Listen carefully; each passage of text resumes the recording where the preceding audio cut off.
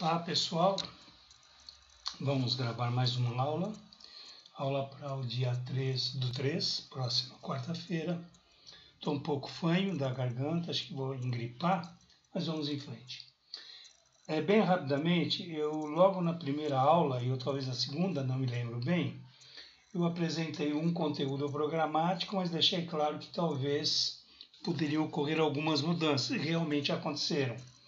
Eu não vou passar agora por questões até de ocupação de tempo para gravar a aula, mas na aula de quarta-feira nós vamos retomar essa questão do conteúdo programático para que possamos agora definitivamente trabalhar o semestre. Houver algumas alterações, então convém a gente atualizar, ok? Por hora vamos desenvolver a aula que seriam os conteúdos da aula. Esse conteúdo vai ser para a aula de quarta-feira, dia 3. Então, vamos lá. O nosso roteiro de aula, vou encaminhar para vocês, né, com antecedência. Definição de grupo e equipe de trabalho. Muito bom. Vamos ver, então, a importância disso. No cotidiano, na vida normal das pessoas, independente de vida profissional, viver em bando, viver em grupo é normal, é tradicional da espécie humana. O ser humano vive constantemente se aglutinando, se agregando. E dentro do ambiente organizacional não seria diferente, o foco é um pouco diferente. Assim nós temos que, por exemplo, conceito de grupo tá assim, conjunto de pessoas ou coisas dispostas, próximas, formando um todo. O que é isso? Vamos formar um grupo de estudo afins. Então, na faculdade é muito comum o pessoal formar um grupo, mas também pode ser uma equipe, porque eles se unem para desenvolver uma determinada tarefa, desenvolver um determinado trabalho. Então eu posso ver como um grupo quando juntam essas pessoas afins, e equipe quando visa um determinado trabalho. Tanto que o conceito de equipe é o conjunto de pessoas que se dedicam à realização de um mesmo trabalho. Às vezes as pessoas confundem grupo com trabalho. O grupo pode ser até um grupo informal. Já a equipe, ela já acusa uma certa formalidade, uma certa maneira de buscar objetivos, um pouquinho diferente. Grupo pode se reunir, por exemplo, não deixa de ser objetivo, evidentemente, para fazer um passeio. O objetivo é fazer o passeio, mas é uma coisa informal, uma coisa natural. Às vezes se reúne para tomar uma birita no boteco, se reúne para um estudo, por exemplo, é uma coisa informal, né? Vamos nos reunir, vamos fazer uma discussão, enfim. Já na equipe eu vejo muito mais uma formalidade. Existe um objetivo muito claro, definido, onde todos partilham das mesmas ideias. Isso é fundamental para a gente compreender quando atuarmos dentro de uma empresa ou quando estivermos montando uma equipe de trabalho, é saber de uma série de características que a gente vai abordar agora. Tudo bem, gente? A partir daí, eu já abordei isso com vocês e convém a gente começar a pensar o motivo de vivermos em bando. Bando, olha o termo que eu usei, bando. Historicamente falando, primitivamente falando, desde que o homem, é bem rápido, hein? Já abordei isso, desde que o homem desceu das árvores, o primata lá, o homem não, o primata, que desceu da árvore, foi para a savana, ele se adaptou, é importante dizer essa frasezinha, essa palavra fundamental, a adaptação dele foi extremamente importante na medida em que passou a andar ereto para poder fugir da caça, porque eles eram, nas árvores eles eram protegidos pela altura, então seus predadores não tinham chance. Desceu para a savana, desceu para o solo, tornaram-se também presa de alguns outros animais. Então eles tiveram que desenvolver algumas habilidades, principalmente a delas de andar ereto e poder até correr. Então isso tudo, gente, envolve a questão do trabalho em equipe, né? Ou seja, nunca sozinho, como descendente de primatas, sempre viveram em bando. Então, juntos, dá uma sensação de segurança. Legal? Vou repetir. Sempre que o bando existe, sempre que o bando está junto, dá a sensação de segurança. E isso prevaleceu ao longo da história humana até os dias de hoje. O grupo, hoje não se fala bando, né? Mas a gente fala grupo. Então esse grupo se reúne porque ele se sente fortalecido para enfrentar os desafios que vêm por aí. Portanto, quando a gente fala de maneira mais antigamente, historicamente falando, esse bando, esse grupo se unia para atender principalmente às necessidades primárias. Já falamos isso, também estou reforçando esse conceito, não é? E a gente vai ver, eu encaminhei para vocês, a pirâmide da hierarquia das necessidades. Lá fica muito claro, muito evidente, que na base dessa pirâmide que o Maslow propõe, as necessidades fisiológicas estão muito bem identificadas ali. E isso é fundamental porque até hoje a gente busca atender essas necessidades primárias, é inerente à capacidade humana. Isso é um tipo de herança que nós carregamos. Sono, sede, fome, sexo é necessidade primária. Não podemos adiar muito tempo.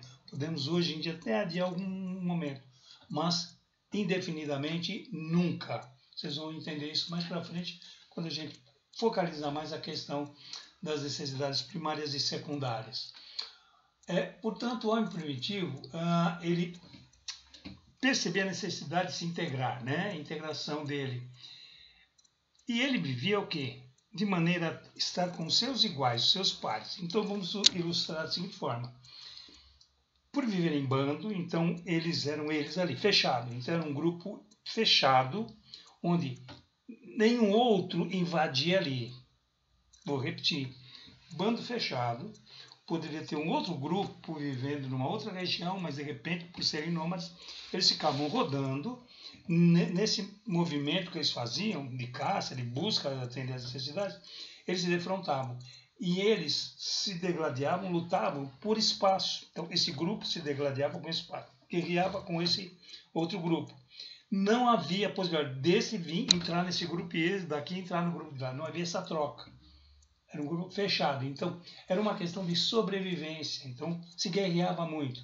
Claro que a gente guarda as devidas proporções, mas hoje a gente sabe que há um certo antagonismo, às vezes, de grupos rivais, que a gente vê de uma maneira mais saudável nas competições. Então, as equipes têm que competir com o outro lá. E, às vezes, não aceita muito a chegada de um outro que cai para cá e cai para lá. Ilustrando só rapidamente, meus bons tempos de adolescente, nós tínhamos as chamadas escuderias. Se alguém lembra, por favor, fala na aula. Eram umas escuderias e, curiosamente, uma escuderia não aceitava, não permitia que um outro indivíduo entrasse ali. Havia uma certa rejeição. O grupo era um pouco refratário nesse sentido, por questões de valores, questões de regras. Então, vejo que nessa época já podemos dizer que os indivíduos primitivos, o homem primitivo, ele talvez já meio que bem incipientemente ele determinava algumas regras. O fortão determinava, fulano pode, fulano não pode. E as guerras, os atritos, os conflitos eram constantes, não? Portanto, o homem primitivo, ele tinha necessidade de se integrar assim apenas com seus iguais, seus semelhantes. Repito, outros não. E olha, podia ser pigmentação de pele, às vezes tipo de vestuário, jeito de se comunicar. Nós vamos falar de comunicação, a importância da comunicação na equipe, no grupo. Ou seja, havia alguma situação em que havia esse comportamento refratário aí em relação aos outros. Mesmo com a capacidade intelectual limitada, ocorriam atribuições de algum tipo de atividade ou trabalho. Também abordamos isso. Independentemente do homem, não estou falando daquele extremamente primitivo, aquele que vivia em bando, então ele caçou, ali já matava o animal, comia animal cru, era uma loucura. Estou falando aquele que está um pouquinho evoluído, né? Gradativamente ele vai se ajustando, ele vai se amoldando. Creio que na medida em que ele evolui um pouquinho só, nós vamos ver mais para frente essa questão da evolução, ele passa a perceber a necessidade de estabelecer algumas regrinhas básicas, do tipo, vamos iniciar uma caça, então havia uma certa distribuição de tarefa. né? Havia uma certa distribuição de atividades para que o resultado fosse muito bem sucedido. Vou ilustrar com o exemplo da caça das leoas com relação a algum tipo de outro mamífero, um dos animais lá, um búfalo, um gnu, alguma coisa do gênero, onde as leoas é quem caçam e elas têm uma forma de atribuição de responsabilidade. Localizam quem será a vítima, fazem uma espécie de corredor e lá no final, lá na frente, fica a última, que seria a mais, digamos, a mais astuta, a mais habilidosa, que leva o animal para lá. Então, cada uma tem a sua atribuição. Se uma cometer uma falha, a caça pode fugir. Então, são papéis, são atribuições que os mamíferos, os leões têm, ou pelo menos as leoas. O ser humano, creio eu, não fugia muito a essas questões, né? Já com algum grau de capacidade cognitiva, algum entendimento de como agir no ambiente. Isso, para mim, são vestígios de um processo de desenvolvimento cognitivo. Portanto, a gente tem que entender e pelo menos aceitar que, eu até comentei, desses acidentes genéticos que ocorrem, e a explicação da genética muitas vezes não está muito clara, mas dizem que aconteceu esse acidente, levou esse indivíduo primitivo a ter uma capacidade cognitiva potencialmente muito boa, potencialmente forte, e que, à medida que ele foi se desenvolvendo, se adaptando, lembre-se do Darwin, se adaptando, consegue tirar proveito do solo, tirar proveito de tudo que pode, e a partir daí, então, ele começa a identificar e cada vez mais desenvolver essa habilidade intelectual aí. Repito, há uma necessidade do ambiente estimular, que nós vamos ver também daqui a pouquinho. Então, para concluir esse aspecto, mesmo com a capacidade intelectual limitada, ocorriam atribuições sim. Então, na medida em que o homem vai se desenvolvendo, ele começa a observar a natureza, fazer uma troca com a natureza. Essa troca permite que, por exemplo, na observação ele identifique um determinado instrumento que serve para um corte, uma pedra desbastada, ele percebe que pode usar para um corte, para uma lâmina qualquer, uma lança qualquer, uma vareta qualquer, pode se transformar em algo, em alguma ferramenta, algum tipo de arma para combater os animais de maior porte. Ou seja, ele vai observando. E isso tudo envolve um processo de aprendizagem. Ok? O estágio de desenvolvimento, eu parto do princípio que o estágio de desenvolvimento envolve herança da espécie. Já disse também que nós temos heranças muitas da espécie, o caminhar, o falar e também a capacidade cognitiva, ou seja, de desenvolvimento intelectual. O nosso neocórtex, que é a parte mais superior do cérebro, onde contém todos os elementos necessários, os neuroconectores ali se unindo, se conectando para poder desenvolver essa capacidade. Porém, a coisa começa com a curiosidade, né? Se vocês observarem uma criança, ela aprende através da curiosidade. Primeiro da curiosidade. Ela vai atrás, ela pega, ela tem a necessidade de saber o que é, mesmo que os pais não deixem. E também pela experimentação, pelo empirismo. Então a criança observe, a criança experimenta. O ser humano primitivo era uma criança hoje, né? Lembra muito, essa criança lembra o homem primitivo antes, que era curioso, né? E também experimentava. E é claro que esse empirismo envolvia o quê? A relação com o meio ambiente, ou seja, o meio ambiente estimulava esse indivíduo a ter a curiosidade, um trovão, uma chuva, um determinado fruto caindo do pé, ele iria chamar atenção, então ele iria saber o motivo da queda e vai por aí afora. Legal? Então nós temos a herança da espécie. Para isso acontecer, nós temos a percepção humana. Esse é um dos fatores fundamentais. Percepção com a capacidade de aglutinar, de se somar com a capacidade de estabelecer uma correlação. Eu percebo algo, eu identifico esse algo, dou um nome, batizo essa coisa aí com um determinado nome para que eu possa posteriormente estabelecer uma correlação.